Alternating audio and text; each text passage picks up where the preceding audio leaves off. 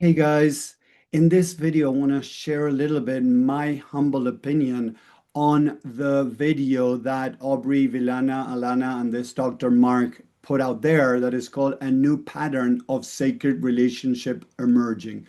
I feel that, Aubrey is looked up by a lot of people, and many times, and this is something that my spiritual teacher taught me over and over again, we need to learn discernment and keep practicing it over and over again. Because according to what Aubrey, Vylana, and Alana are bringing forward, right, is that, now they're kind of reshaping what masculinity mean, they're reshaping what femininity means. And I feel that we got to be very careful with these things because, as I always share, and a lot of people, believe this, is we're spiritual beings living a human experience. So the ego, the unresolved issues are still there, even, right? In people that seem very spiritual and could be practicing and doing many things that are very aligned with spirituality. And in this podcast, they use lots of deep spiritual concepts, I feel, to justify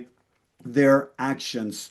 So instead of calling their relationship polyamory, because that's what it is, we can look it up in a dictionary and put polyamory or put monogamy, and you're going to find the specific meaning of what that is. But for them, what they're doing is they're changing the wording or creating new words, right, to justify what they're doing. Because instead of calling polyamory, they're calling it radical monogamy. Radical monogamy doesn't exist the way that they're portraying it. So now they're creating a new combination of words to try to justify what they're doing. That's one thing that I want to bring forward. And this is not judging Aubrey, it's not judging Vylana or Alana, is in a way checking their behaviors, their actions, and the way that they're speaking so we can use this as a growing experience, right, to practice discernment. So I'm going to bring several spiritual concepts into this that I believe that can, in a way, help you guys out there also use it for your own lives and to be able to discern what's going on there. Because what happens is if somebody comes over and tells you, that it's okay to kill, right? It's going to go so against what it's ingrained inside of you that you're not going to do it. Of course, most people won't do that. But if slowly somebody comes in and starts talking really bad about these kind of people, really bad, that they're destroying, they're killing, they're going to create devastation in the world, they're going to create the cataclysm in the world, whatever. If they slowly start feeding people's heads with different things, eventually many people might fall into doing something that they wouldn't normally do, but it's slowly, it's progressively. And what happens is, this is another thing that my spiritual teacher would always teach me, is that, many gurus, prophets, whatever you want to call it, they might say great things, but there might be a 20%, 10% that is deviated from the true plan of God, universe, whatever you want to call it, right? And people start, as they start listening to that 80% that really resonates, that 20, it's like, oh, it's okay. Look, this person is saying this 80, so now we believe this 22. So very slowly, they start bringing, whether it is consciously or subconsciously, they start bringing what fits their own agenda. And what I feel, and this is my humble opinion, is that Aubrey is kind of, adjusting, right, the laws in a way so that it fits to what he feels, right? So what I really feel that is happening here is that there is a distortion of the masculine, of the sacred masculine, and a distortion of the sacred feminine, right? When I was listening to Alana, a couple of things that I wrote down, I want to share with you guys to see that it really, hits me when she's talking. She says, for me, I think a tone that's been constant throughout our connection is that, again, like, you really see me. First time she says it, but also that these natural expressions of being me, right? Being seen, being me, and just how I be.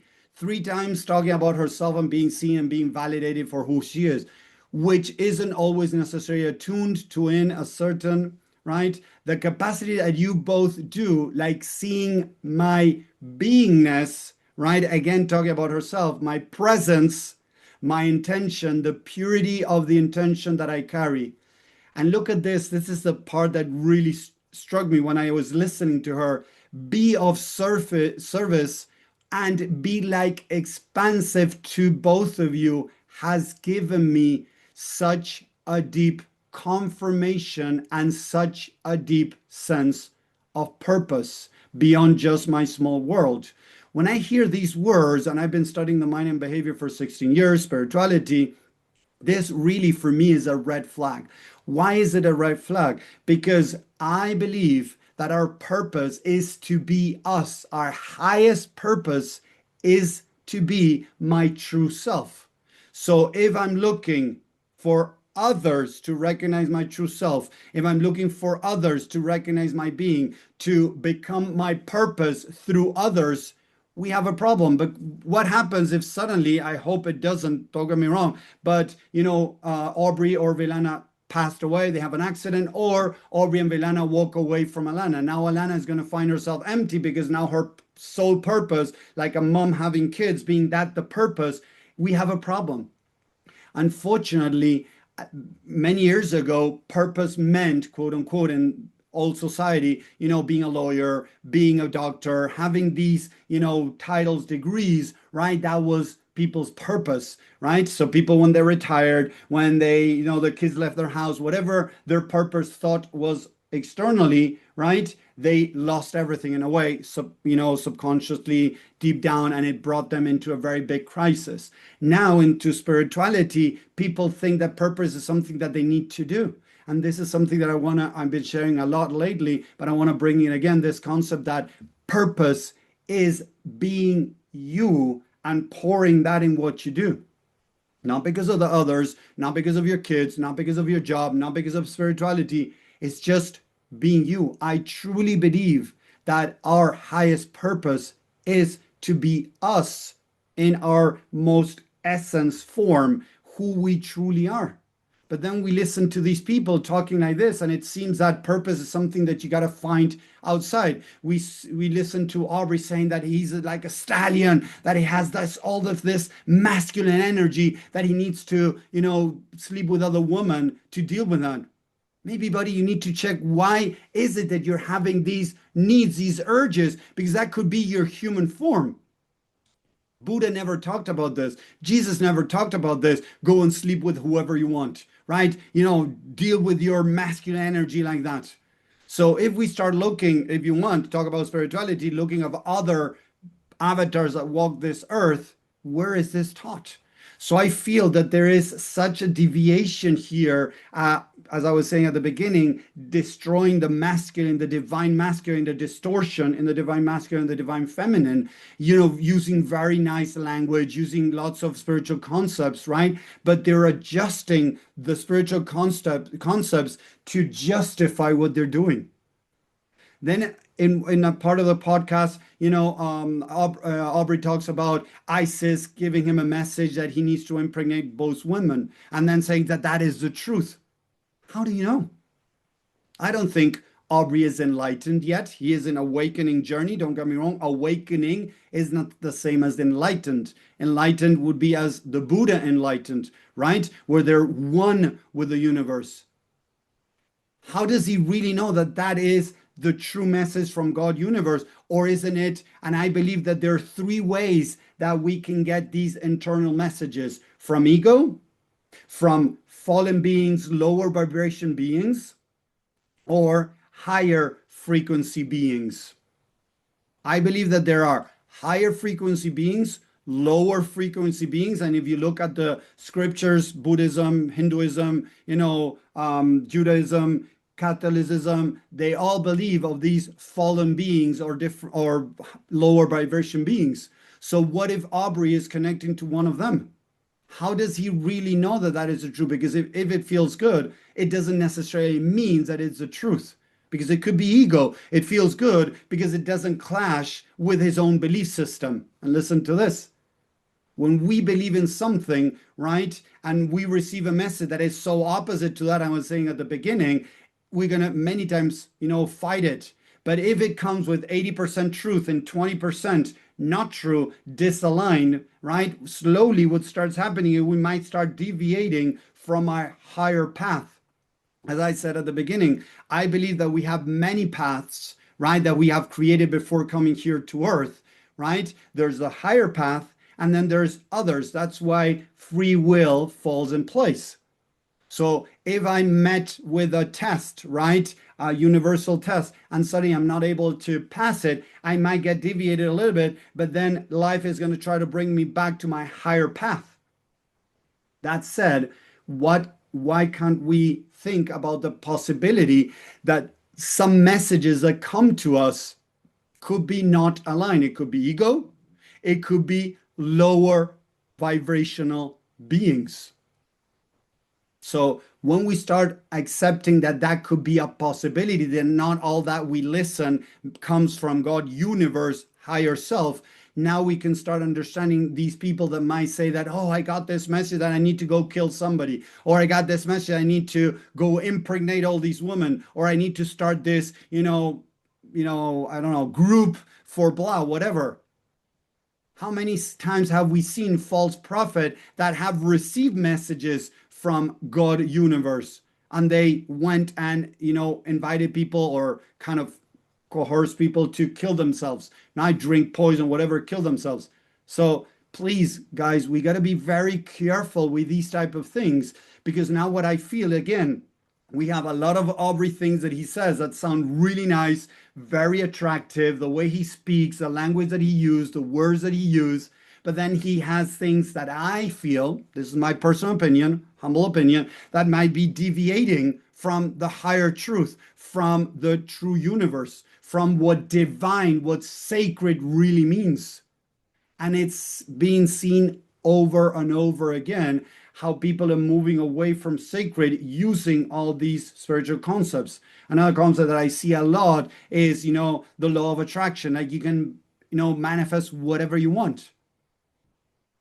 I don't truly believe that is 100% like that, because if I'm coming from ego and I want something to stop my pain, right? That's going to sound good to having, making $10,000 a month, making $1 million, winning the lottery. It's going to maybe cover my pain. So it's going to slow down my spiritual path, right? It's going to move me away from my highest path, my highest opportunity. So again, many times we're coming from ego, we're listening to lower vibrational, beings, and we start deviating. A lot of people that I listen in the spiritual world is we're exactly where we're meant to be. That is debatable because we have free will. So where does free will come in? So maybe I'm deviating very slowly from my higher path, right? My purest potential, my highest potential, now landing in a different path. That's free will. And that makes a lot of sense, because then if not, we got to get rid of free will, because no matter what I do, I'm exactly where I'm meant to be. If I go out there and kill somebody, it's exactly what I'm meant to be. So we got to be very careful with the messages that we're listening, right? Remember the 80-20 rule, that 80% sounds really appealing, really, it hits us home. And then we have that 20% that may be deviating us from our highest path. When I listen to Vylana, when she talks about her biggest fears and facing them by having another partner there, and again, they talk about radical monogamy, and they don't talk much about polyamory. It's like, this sounds that they're, again, adjusting language to their own benefits, to their own unresolved issues. And we all have them. We all have them. We're not enlightened. We are going through this human experience, and it's okay. No judgment. One example that I use a lot is Jesus in the cross, right?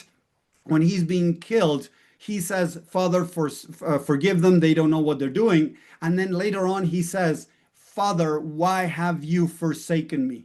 How could it be that Jesus in the cross feels abandoned by God? What I truly believe that experience is that Jesus is showing us that even as we're dying, leaving this human form, our ego is still there. And I take that very humbly to say that we can make mistakes. We can get deviated from where we need to go, right? Because of all these distractions, all these fake messages, let's put it that way, because I feel that this is a fake messages of, sacred relationship emerges, like this is the new. So what I feel is that this is giving the opportunity to a lot of men and women to handle the relationship in a different way, just because now this guy is talking about all these, great spiritual concepts, deep spiritual concepts, to justify what they're doing. And a lot of people have done that in the past. Very slowly, they start deviating from what is the truth, the higher truth, because there's a lack of discernment, or they're getting messages from lower frequency beings, or they're adapting it to what they truly want for themselves from ego. So whatever that is, I don't believe I don't believe this is sacred at all. Sacred masculinity and sacred femininity is not what these people are portraying. I'm sorry, but I'm going to share what I truly believe. I'm going to protect, in a way, quote unquote, what true spirituality is, because there's so much deviation from so many people out there, right, that talk about spirituality, and I truly believe that they're not incarnating that. And don't get me wrong, we can make mistakes. I'm not judging them. I'm not saying they're fallen beings. I'm not saying that they want to screw up society or whatever. No, they might be fitting it to their own, experience, so that they can go through whatever they're needing to go through. Don't get me wrong. And we all have our own unresolved issues. So in our ways, we're all trying to adjust that. But it's good that we have somebody from the outside that could point that out to us, so that we can evolve, we can grow. So that as he feels free to share this, I'm going to bring my own version of what sacred means, or what discernment we need to develop to be able to see what is, right from wrong. Not talking about them as beings, but their action, their beliefs, so that we can help, elevate humanity. I love that I was watching another podcast of a woman talking about this, and she was saying that great power, with great power comes great responsibility. I love in the movie of Spider-Man when Uncle talks to, I don't remember his name now, but the uncle talks to, Peter Parker, and says, with great power comes great responsibility. And also I like adding to that, and a great opportunity to serve mankind, right? Great power brings great responsibility and the opportunity to serve humanity. But we got to be very careful and be always checking where we are. Am I coming from a place of, right, ego, or a place of spirit? That is true discernment. Be constantly checking. And I feel that there is such an intertwined, dynamic between these four people, even with this Dr. Mar, that he tries to portray himself as very spiritual, using nice concepts and everything. But at the end, right, I believe that they're not seeing the higher truth. That is not what they're portraying in this, that it is polyamory. And I believe that this is not what we really are meant to do here on earth. I believe that we're meant to become one with ourselves while we live this human experience, but that doesn't mean that we can make mistakes. But is that communion with us, union with us, right? And I feel that Alana, with the way that she speaks along many parts of the podcast, she's saying that she didn't feel okay with herself, and now somebody from the outside made her feel good about herself. That's another concept I want to share with you guys today, that we are meant to work on ourselves, to feel good with ourselves, no matter the environment. With discernment, again, with discernment. But if she needs somebody else to feel that purpose, if she needs somebody else to be able to see her, to be okay with her being, that for me is a red flag. That is talking about her unresolved issues that need to be healed, right? Not looking for somebody who's going to give you what you want so that you don't deal with what you need to deal with. And that's what I see a lot out there. Other, people, leaders, talking about surrounding yourself with people that lift you up, that make you feel good. When we surround with people that make us feel good, that lift her up, why do I need that? I need to ask myself, why would I need to surround myself with people that lift me up, that make me feel good? Maybe I'm not making myself feel good. Maybe I'm beating myself up. Maybe I'm being hard on myself. And you know what? Most people are doing it and they're not even aware of it because of their own unresolved issues, because maybe that was done to you and now you have done it to yourself and you don't see what you don't see. You don't see what you don't want to see. Different concepts that I teach. A lot of people don't see what they don't see just because they don't see it. Others, they don't see it because they don't want to see it. If I think that beating yourself up is bad, I'm not going to see how I'm beating myself up. And I see that a lot in spirituality too, with all of this positivity, fake positivity, fake gratitude. When you feel sad, just be grateful. Don't get me wrong, feel grateful. But if you're feeling sad, deal with the sadness. And I see a lot of this in this podcast that these guys show, whereas in a way, it could be moving away. In Alana's case, is moving away from the pain by getting some people to validate her, that make her feel that she has a purpose. And then I see Vylana that is facing her worst fears by manifesting exactly what she was scared of to supposedly face it. No need. You don't need to bring another woman into your marriage to face your fears. You can still face them from within and heal what happened during childhood that created those fears, Vylana. You don't need to do what you're doing to face those fears. That doesn't make you more spiritual.